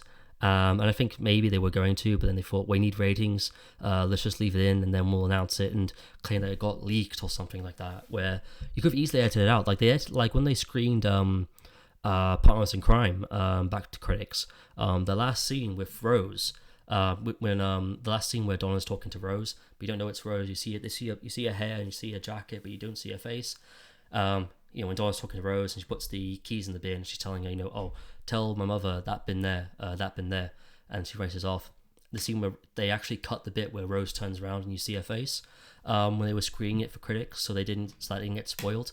And they could have easily edited out John Sim's version, easily. Like, they could have easily edited him out the trailer. Like, you didn't have to, keep him in. Particularly when you see the fact the whole episode really builds up to, his reveal. And I don't know, it was disappointment. It was kind of disappointing to have him, just come back and just be revealed. And I kind of would have preferred it was a surprise, to be completely honest. But yeah, series 10 is still really good though. I do love the arc of the whole vault. I do think that's a really great arc. And I love how with the pilot they do try and incorporate the prequel they did with when they announced Bill's character. They tried integrating that into the episode somehow, which is really cool. The Doctor's multiple costumes. He's still wearing hoodies, but to be fair, he just them halfway through, which is quite nice. Goodbye to the hoodies. I'm not going to miss them any day, to be completely honest with you. But yeah, there's still a lot of great stories in here. Like, again, the pilot is really good. I love how as well they treat this season like it's a soft reboot in a way. Like, this is supposed to be the jumping on point for the Capaldi era. I think they must have learned from the mistakes of the past where, because Series 8's not really a good jumping on point. You need to know what happened at the end of Time of the Doctor. You need to know what happened. You know who Vastra and Jenny and Strax are. You need to know who Clara is. There's not really a lot of new, and it feels new. It actually feels new. This series feels brand new. There's not a lot of recycling from what I can tell from previous seasons, which is really lovely and really nice to see. It just feels new, and I love the fact it's a soft reboot. We get reintroduced to the Doctor all over again, and I think the series is pretty much Peter Capaldi's best. I really wish that this was the version of the Doctor that he started off with. I wish this was the TARDIS team he started off with, to be honest. But that's what Big Finish is for. So maybe when Big Finish are able to convince him to come back, he can bring back Pearl Mackie, bring back Matt Lucas, and they can both just, they can both do big. They can all three of them can do Big Finish together, and we can be one big happy family, basically. So yeah, that's pretty much it. But yeah, I love the fact that it's a soft reboot and it treats itself like a new beginning. Again, it is a bit weird though, because obviously halfway through they start doing callbacks and references to the Doctor's past and stuff like that, which is a bit weird because it's supposed to be a jumping on point, but it's not enough to like ruin the series for me. Because there's some good episodes in here, like Smile. I love the little. I didn't like it at first when I first saw it, but on a few rewatches, I do like it now. I love the emoji bots. I think they're really cute. I do love the fact they speak emoji. I think that's just funny. I remember when I first heard that, I thought it was a really stupid idea, but you know what? It is quite funny. It does work really well. And I love the fact that there's these little nanobots that kind of devour people and eat them whole and make them have these skulls. Leave nothing left of their skulls. And then we have Thin Ice, which is Bill's first back in time story in the TARDIS. That to me was really good. I like the idea of having a set during the Frost Fair. I like the monster they use for it. I think that's a really cool monster. Again, I do love the scene where the 12th Doctor punches a racist. I think that was really needed and really well done. We do need more of that. I think we need more of the Doctor punching racists. That's what we need. We definitely need more of that. I'm just saying. And I love how he's starting to get a bit more, because he's not traveling anymore because he promised he wouldn't, because he needs to keep an eye on the vault, he needs to keep an eye on Missy, and Bill's kind of bringing him out of that hurt. She's kind of making him travel more as he slowly goes on, which I quite like. Knock Knock's good. I like the fact they got Praro to as a landlord. David Stewart to be in this. I thought that was a really cool monster. I like the reveal of it being kind of a mother and son kind of scenario. I like how all of the Bill's housemates get kind of devoured by the box. It's a bit weird. It's a bit disappointing in how they come back at the end, because again, I would have just preferred if they just stayed there, to be honest. Not because they're bad characters, but because again, I prefer it when in Doctor Who, I prefer it when a character dies and they stay dead. I think that I just feel like and I just feel like it's better that way. Have Death be a like a surefire, just once you're dead. I prefer that in the show than it being a revolving door. But apart from that though, it's really good. Oxygen is easily the best one. I love the idea that you have to like pay and like buy for like oxygen in the future, and how it's a good kind of like a good commentary on the capitalism could be like in the future. People joke about that all the time. I gotta pay for oxygen, the gig or something like that. But that could be, you never know with capitalism. That could be literally it. And also Doctor being blind as well. I think that's a really cool idea to have. I like how he spends three whole episodes, being blind. and actually gives the Sonic sunglasses some good use in this, which is quite nice to see. The Monk trilogy is alright. Extremis, I don't really get. I always get confused by that story. I don't really understand that. Pyramid in the World's alright, and Light of the Land's okay. I think, and they're all written by like different people. I think maybe it would have been better just to have the one writer stick with the three-parter rather than having three different writers. Because I think like maybe you just have clash over ideas, and structure and continuity and narrative structure as well. Empress of Mars is decent, and yeah, well, I've already done all this, so you know what I mean. Like, it's good. Edith the Light sucks, but the episodes are really good. The TARDIS interior is good as always. I do like Peter's TARDIS interior. I'm glad they kept the one from Matt's last season, but they redecorated a little bit. They added more round things. They had some bookshelves. I do think that looks really good. I'm sad to see that set go. But it was sad when it got toned down, but it had to be done. Unfortunately. Like all the other sets and TARDIS sets, unfortunately. But Series 10, honestly, is terrific. It's a very solid series. But let's get into the last two episodes, the final story. World, Enough and Time and the Doctor Falls. Easily one of the best series finales since the Pentagon opens and the Big Bang, to be honest.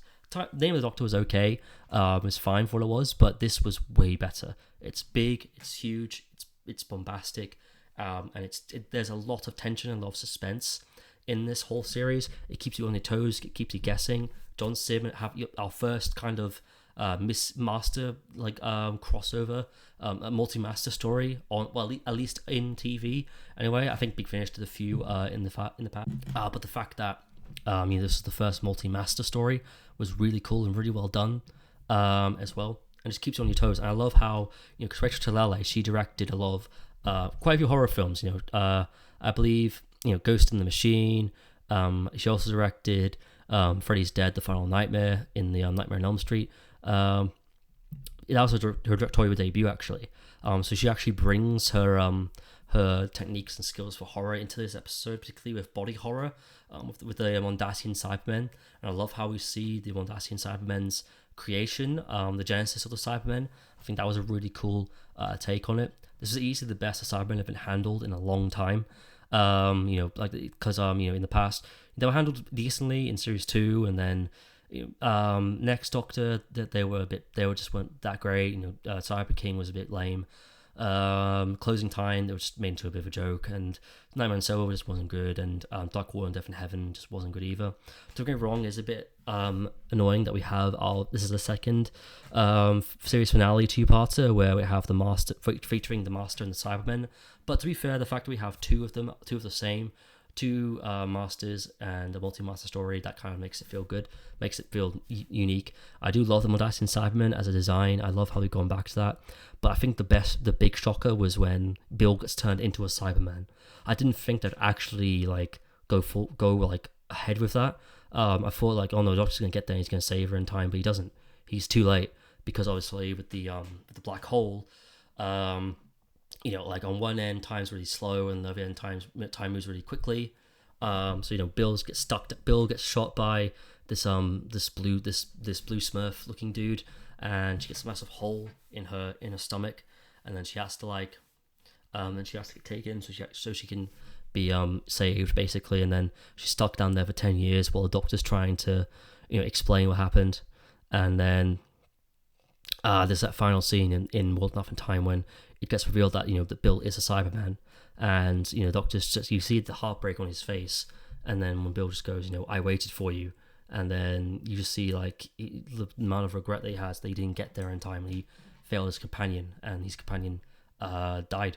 Well, not died, but got turned into a Cyberman. It's just it's really shocking to see a companion get turned into a Cyberman. We usually see secondary characters get turned into Cybermen, but never companions. But to see this version lose someone that he grew accustomed to, that he loved, and that he got used to, the student, basically. He had a duty of care to her, and the fact that she got turned into a Cyberman was just shocking, really. It was a massive shock, and I love the constant flip flopping between Missy and the Master. Again, I love that kind of addiction kind of thing they play with her, where she's constantly trying hard not to relapse on her villainy, but she's flip-flopping. Kind of like, like somebody who's, it's kind of like somebody who wants to relapse on their addiction, but they're trying not to. I love that with Missy. It keeps her on her toes. You don't know how she's going to really fare at the end, which makes her ending when she decides to stand with him, where standing with him really much more sweeter and much more bittersweet when Johnson's master just basically kills her. Johnson Mim is on top form here. I love the fact that he's disguised as a guy called Razor. Again, I wish they didn't announce that Johnson was in this prior to this episode airing, but I guess they had to. I know they had to do it. I guess for ratings. That would have been such a good reveal where he's like, oh, someone's former minister. He takes the off, and then it's revealed to be him. I like how they made him a bit more like how the Anthony Linney master and the Roger Regado's master is, with the goatee, with the beard and everything, and the more grey hair and stuff like that. I love how he's not as eccentric as he was in the Ross Davis era. He's kind of calmed down a bit, and I love the fact that they actually acknowledge what happened in the End of Time Part 2, where the Doctor just goes, "Oh, they cured your little condition, and they kicked you out of Gallifrey." I love that little confirmation that we had that's what happened, and yeah, so I love that about it, and it's just a really good. Again, there's a great again with the World of Time, I love the body horror kind of stuff with them, and then with Dr. Ford, I love the kind of Western horror vibe they have with them with the Cybermen, where Doctor's like, the Cybermen are coming, and then he has to kind of try and save the residents of the colony ship, save the children by opening these doors so they can go up and up and up to much more higher levels. They can try and get away from the Cybermen as much as possible. I don't mind the Cybermen flying in this one. I don't mind. Well, I mean, it still looks goofy, but I don't mind the Nightmare and Silver models. I actually think they look quite cool in this one. I think this is the best one they've looked in. To be honest, I think because the story is full of tension, suspense, and it's built up really well, that they do kind of slot in the story a lot more better than they did in previous stories. And again, I just love, again, the fact that the whole dynamic between him and Bill, the fact that Bill's a Cyberman and he wants to save her, but he knows he can't fix it, he can't change it. And when she finds out that that's not the case, she says to him, "I can't be me, I don't want to be like this if I can't be me." Basically just asking him to kill her if they can't get her back, if she can't come back, get back to being human, which is really shocking to see. I love the idea that the Doctor's holding back his regeneration because he wants to try and, he doesn't want to regenerate just yet. He needs to save everybody, save as much people as he can. And again, Peak Capaldi's on top form here. I love that final scene where he's just running around the battlefield, just blowing up Simon with a sonic screwdriver. I love that upgrade. I hope he gets that for the Daleks at some point. Like maybe he gets that same upgrade for Sonic, and then he just uses that to blow up Daleks. That would be really cool. It's just a very heroic moment. And and Shepherd's Boy theme tune fits in really well with it, I think. And then the final scene where he gets shot by the Mondasian Cybermen, and the Cybermen's like, "Oh, doctor's not required," and he's like, "You don't understand. I'm not a doctor. I'm the Doctor." The original, you might say, where he's repeating a line from the first Doctor's era, which is a good foreshadowing for the Christmas special, which we'll get onto in a little bit. And yeah, so I love the fact that Missy betrays the Master and decides she's going to be good from now on. And it makes it bittersweet when the Master kills her. He basically kills himself, which is kind of I've got my own theory on how Sacha Dhawan's Master fits into it, but we'll get into that when we get into Jodie's era, or maybe not. I don't know. I'll decide later on. But yeah, they're finding the Cybermen. I love the final scene where Bill's kind of mourning over his body because he obviously set off all those explosions. Which begs the question of how did he survive that? Well, I guess because the Time Lord's body, takes some ages to die, so maybe Time Lords can survive a massive explosion, I guess. I don't know. But it's a really cool shot though. Nardole is really good in the episode. He gets a very good emotional send off. A very good that scene where he's just waiting by the door, hoping the Doctor and Bill walk through. But then he realizes that he can't come back to him. They can never come back to him again. That weird joke where that woman is trying to hit on him is just a bit weird. Really, because he's an android, I think, Nardole, an android or a robot, kind of. I know it's established in the opener of Series 10 actually that was the case, because you hear him squeaking and you hear that that bolt kind of fall off his arm. I thought that was really good. But yeah, that joke with that lady, the actress from Sex Education, the one that plays Adam's mum, where she was hitting on him constantly. I don't know what it was about. That's just typical Stephen Moffat horniness.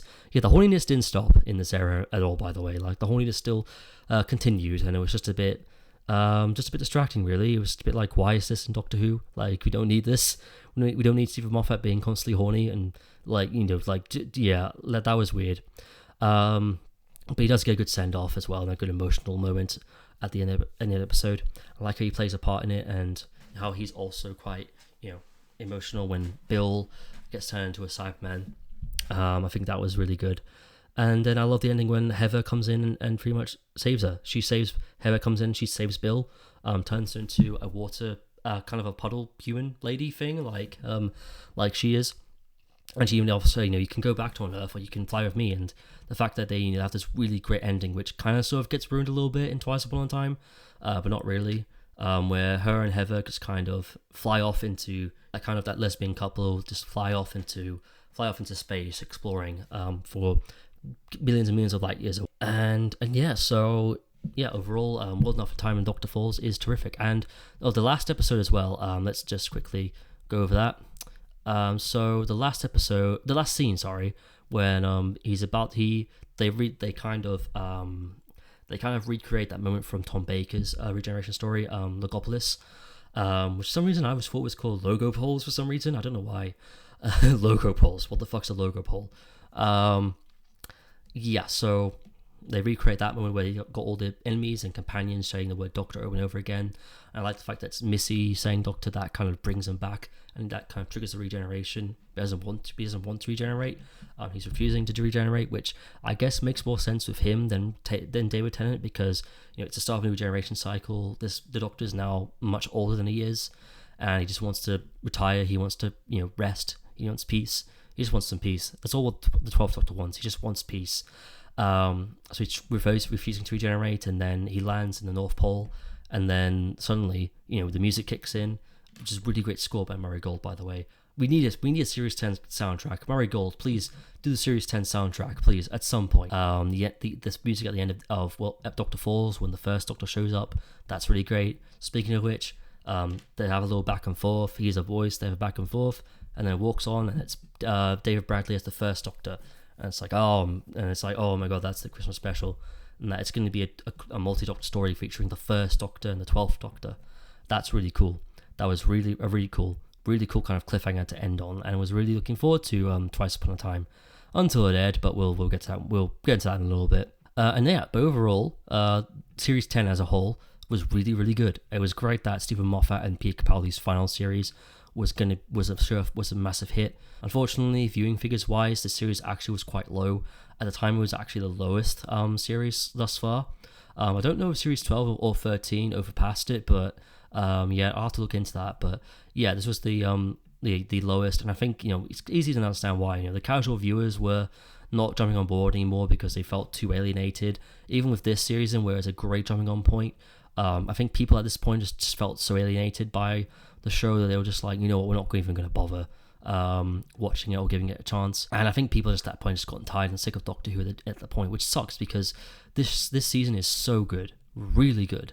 It's a great season. It's very strong. It's a great end to Peter Capaldi's era. It's a great end to Steven's era. Paul Mackie is great as Bill. Nardol's great. Matt Lucas is great as Nardol. And yeah, and it's just a terrific time. It's just a great series. So if you've not watched this one in a while, please give it a watch. And yeah, enjoy it. At least in terms of a full run, anyway. In terms of the actual final episode between the two of them is Twice Upon a Time. And as you can probably tell, I am not the biggest fan of this story. I do not like this episode, not one bit. I really wish Dr. Falls was Peter Capaldi's last, because I feel like that would have been such a better one to do. But yeah, but then we got this one, and I'm just not a big fan of it, to be honest. I think out of all the regeneration stories in Modern Who, this is probably my least favourite. If I had to rank all of them, I'd rank this at the bottom, to be honest. And yeah, so I think a lot of it just comes from the fact that, again, I don't find it very interesting. I find it quite boring in places. It's quite, there's not really, this takes not really that very high in terms of regeneration story. It's like a big, I'm not expecting a big, like, blowout, bombastic kind of story, but I'm expecting something a bit more, like, feeling, a bit more oomph to it, you know what I mean? I just didn't get that from this regeneration story. And yeah, but this one, yeah, I'm just not a big fan of it. I'm just finding it really boring. I hate the way the First Doctor's portrayed in this. I'm sorry, but I do not like the way the First Doctor's made out as the whole sexist thing. Don't get me wrong, I'm not gonna stand here and say the First Doctor was a contender for progressivism. He definitely had his moments of yikes-isms, if we'll call them that for now. Yeah, he definitely had those moments where you'd watch it and you just think yikes. He definitely had those moments. But that being said, though, he does get a lot better during his era. His whole arc is similar to one Peter Capaldi kind of sort of went on. Not really. Well, they tried to put Peter Capaldi on, I guess. Where he starts off, quite like that a little bit, like how he is in this episode, but then as the series goes on and on, as his era continues, he starts to get more warmer, more softer, and more kinder, and more. By the time he's a completely different in person. By the time he gets to the 10th planet, and what's weird here is that the fact that he's acting like this after the suspension is set after the 10th planet or during the 10th planet, because he's about to regenerate into Patrick Troughton. It's just a bit like there's no reason for him to act like this, and it just doesn't make any sense for him to behave in this manner, because he's at the end of his arc. It should be he's not really acting how he should be. If this was him, maybe in after an unearthly child, or maybe even after the Daleks, or something like that, I might be able to forgive it. But just the way he's portrayed in this is just awful. And some of the things he does and says are just terrible. They're not okay. A lot of the stuff the First Doctor says in this story is generally just not okay. The whole thing of aren't all ladies made of glass in a way? That's just, and some of these things as well. These are just things that I don't even think the Doctor would ever have said. Even by First Doctor standards, I don't think he would ever. Again, I've not had much exposure to the First Doctor's era. I mean, because a lot of those stories are missing, and DVDs and stuff like that. Cost of Living Crisis, I'm not really able to buy a lot of the animated recreations on DVD, unfortunately, and I'm not, and stuff like that. But I've seen a little bit of his era, and even then, the bits that I've seen, he doesn't act. He's never displayed this attitude. Odd, really. It's just it sucks how he's portrayed in this. I don't like how he's portrayed in this manner. Because, and the reason why it's treated like a joke as well. He's going, an old lady's made of glass in a way, and if you say that again, Missy, you're going to be in for a smacked bottom, or that TARDIS needs cleaning, go clean it. And it's what? You may as well just told Bill, go get in the kitchen and make me a sandwich, because that's literally the vibe I get from the First Doctor whenever I rewatch this story. It's very much just that, and I don't think that's a good thing to do. And if you are going to bring it up, then take it seriously. Don't just have it be a joke where 12 just cringes every time his previous incarnation does or says, his younger incarnation does or says something that makes him cringe. Just don't do it. Just don't do it. I hate the way the First Doctor is portrayed in this. There's not really a lot of stakes. Stakes aren't very high. It's not very embracive. Once you reveal that it's not an evil plan, I'm really, that's it. And then once it ends, it's a story when I first watched it the first time, I was just is that it? That's it, that's the story. It's I'm not expecting a big, huge, explosive finale, but something with a bit more bite to it. When he finds out the testimony is not an evil plan, and these glass-looking people, in a way, where they're made out of memories and stuff like that. It's an interesting idea, but they don't really do much with it. And it's again, the fact that it's not an evil plan is just a bit lame. And one wears the sunglasses, which is just no, just don't do that again. Just don't do that again. So I don't like how the First Doctor's portrayed. I don't really like the villains in the story. Look like a cool design, but I'm not the biggest fan. The fact that Bill comes back in this, again, I know that she's technically made out of the Doctor's memories and stuff like that, so the real Bill kind of just went away. Well, she says that technically she is the real Bill. She's just made out of memories. But the human Bill kind of flew around in space, still flying around with Heather and everything, and really happy and all that stuff. But even so, it's just a bit, I don't know, just having her back just kind of, I don't think it undermines it, but it just kind of, we saw this character get a really good ending, and in Dr. Force, that maybe could just keep it that way, just kind of leave it alone, keep it that way for a little while. Maybe she could pop up at the end again, but maybe we could have had it where the first Doctor is the 12th Doctor's final companion. That would have been interesting, rather than just bringing Bill back. But yeah, the Brigadier's father is an interesting creation. Mark Gatiss does a good job with that character, but he's just kind of a generic soldier kind of character, really. But again, it was a much better tribute than having the actual Brigadier come back as a fucking Cyberman in Series 8. There's just not a lot to talk about this special with this regeneration story. It's just really weak. It's just a really weak bit of a slog, and I don't really get I just really enjoy watching it, which sucks because I feel like the last episode was in a perfect way for Peter Capaldi to go out, but this is kind of it. And Clara's back, and yeah, cool. I don't care. I don't care, to be honest. She's had so many endings at this point. I just do not give a shit. I don't hate Clara as a character. I do like her with Peter, but that woman had so many endings, and it's just like, what's the point? Nardo makes a cameo appearance. That's cool, I guess. I like the fact they kind of the whole Silent Nights, the whole Christmas truce scenario. They kind of Christmas pharmacist, is that what it's called? The Christmas truce thing that happened during the First World War, when people on both sides decided to call a truce and then just enjoy Christmas with one another. I like that, and also like the fact that they made it where the Doctor didn't cause that, which is really nice. I know he kind of dialed it back a little bit so they could get to it, but yeah. And I mean, overall, there's some sweet moments in here, don't get me wrong, but yeah, and the actual regeneration itself is actually really good. I do like Peter Capaldi's big final speech. His final words, Doctor, I let you go, is really nice and really sweet, considering that Peter Capaldi was a big Doctor Who fan back in the day. It was a very sweet and very nice line. I just wish the episode surrounding that final regeneration would have been a little bit better. But then, obviously, he does the regeneration. It's a big explosive regeneration. It's not like a sneeze like Matt Smith's was. And then, you see his eyes morph into Jodie Whittaker's eyes, and then suddenly, she's in his TARDIS, she's in his clothes, she pushes a button, the TARDIS crashes, and then the 13th Doctor starts falling, just plummeting down to Earth in 2018. And that's it for the Peter Capaldi and Stephen Moffat era. And that's it for the Peter Capaldi era in general. So overall, the Peter Capaldi era was alright. We got one really great season, we got a very broken season, and we got a very meh season. It's a very interesting kind of season to look back on in terms of New Who, and I guess in Doctor Who's 60-year history. I wouldn't say it's a great era by any means necessary. I do think Peter Capaldi deserved much better than what he got, but overall, at least we got Peter Capaldi in the end, though. At least we got him in the end to actually be the Doctor, and actually he got to be the Doctor. I know he said he doesn't want to come back, like he's not interested in doing the 60th, he's not interested in doing Big Finish. I don't know, I think leave it for a little while. He might change his mind, he might come back. He might even be in the 60th, we never know. He could be, maybe for a little flashback or something, maybe the Guardians of the Edge kind of thing. We'll see about that. And yeah,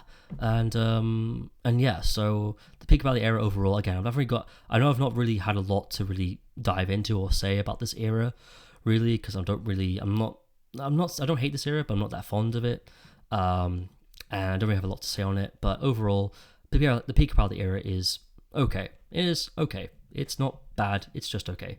There's a really good season in there with Series 10. If you can stomach Series 8 and Series 9 and you can get to Series 10, I think you might have a good time with it. Or, I bet this era has its fans, though. Like, people love Series 8 and Series 9, which is really good. I'm glad that they love it. And I'm glad that, Stephen and Peter got to go out on a high note with Series 10. And yeah, everybody, that's it. That's my episode on the Peter Capaldi era. Sorry for it being a week late, but oh well. And yeah, so next time we'll be delving into the Jodie Whittaker era. A brand new Doctor, a brand new showrunner, a whole new era of the show that that just wrapped a year ago. And yeah, everyone. So thank you for tuning in, and I will see you next Sunday.